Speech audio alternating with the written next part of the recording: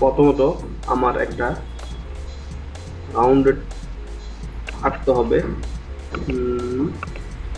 এটা হচ্ছে জাস্ট ফিলটা নান থাকবে। তো আমরা এখান থেকে সেন্টার করে নিচ্ছি। এটা আমার ছোট হবে বিকজ আমার টার্গেট হচ্ছে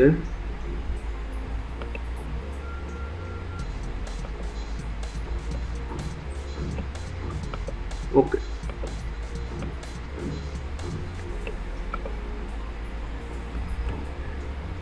জুম করে নিচ্ছি।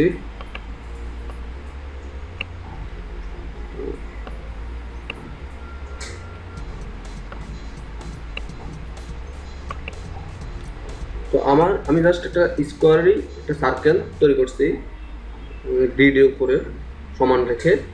দেন এটাকে 2 copy, control C control F, then alter দিয়ে ছোট করে নিলাম, একবার মাঝের গ্রিডটা করুন। দেন আমার হচ্ছে একটা এদিক থেকে লাইন আঁকতে হবে।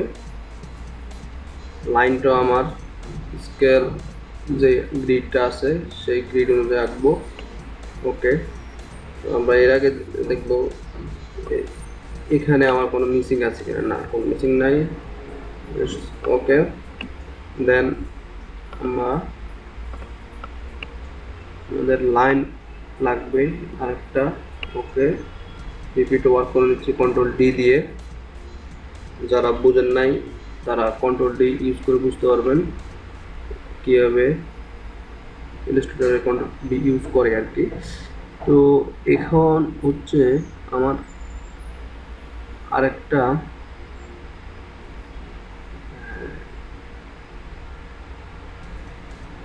টুলস লাইন নিতে হবে। সেটা হচ্ছে একবারে এই কর্নার থেকে এই কর্নার দিয়ে ওকে আমাকে এই কর্নারটা ওকে আমার এই কর্নার এই কর্নার এই কর্নার এবং এই কর্নার এগুলো আমাদের মিলতে হবে আর কি। জাস্ট আমি কাস্টম ফন্ট তৈরি করছি ওই টার্গেট অনুযায়ী। তো আমরা এখন শেপ বিল্ডার টুল দিয়ে জাস্ট শেপগুলোকে বিল্ড করে নিলাম। দেন ওকে, আর নিচের যে দুইটা আছে আমাদের, এটা না এটাও না, এই দুইটাকে একটু মুভ করাবো, নিচে রাখবো আর মুভ করে। দুইটা আমাদের পরবর্তী দরকার হবে এটা জাস্ট ইয়ে করার জন্য। তো এগুলা আমরা জাস্ট ডিলিট করে দেবো, কিছু না। ওকে, এটাকে রোটেট করব, সরি রোটেট করব,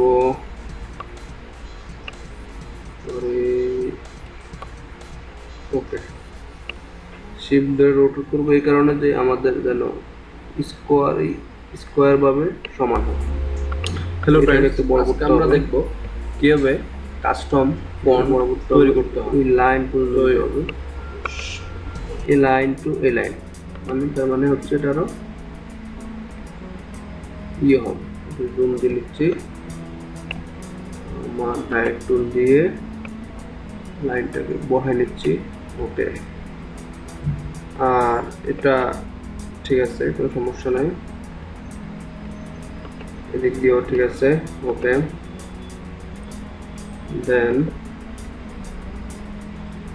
করব এই দুটা বরাবর আরেকটা লাইন আঁকবো সেম। ওকে, আর হচ্ছে আরেকটা আঁকবো এইভাবে শিফট করে। ওকে, তো আবার সেই শেপ বিল্ডার দিয়ে আমি জাস্ট শেপগুলো ওকে, দেন এবার আমরা এগুলো ডিলিট করে দিই, এগুলো আমার দরকার নাই। ওকে, ডিলিট ডিলিট সিলেক্ট করে ডিলিট করে দিই জাস্টিস। তো এখন দেখেন আমার আর একটা ফন্ট, সেটা আমি আগেই বললাম যে আমি কাস্টম ফন্ট তৈরি করতেছি। তো এখানে আমার কাজটা হয়ে গেছে। তো ধরুন এই একটা দুইটা দুই রকম স্টাইল আমি করি, এটা যেমন ধরুন এটাতে আরেকটা স্টাইল বসাই, সেটা হচ্ছে এইভাবে। ওকে, ডাইরেক্ট টুল দিয়ে এই কোণটা ধরে এটাকে একটু অ্যাঙ্গেল করে নিলাম, আমাদের বোঝার সুবিধার্থে এটাকে সাদা কালার করে নিলাম। ওকে, দেন সেমটা একটা কপি নিচে বসাই দেবো। ওকে, আর হচ্ছে এটাকে পাথ ফাইন্ডার দিয়ে আমি মাইনাস করে নিলাম, এটাকেও মাইনাস করে নিলাম। ওকে, তাহলে কি হলে এটা এখন খালি এই জায়গাটা, এটা আপনি বুঝতে পারতেছেন।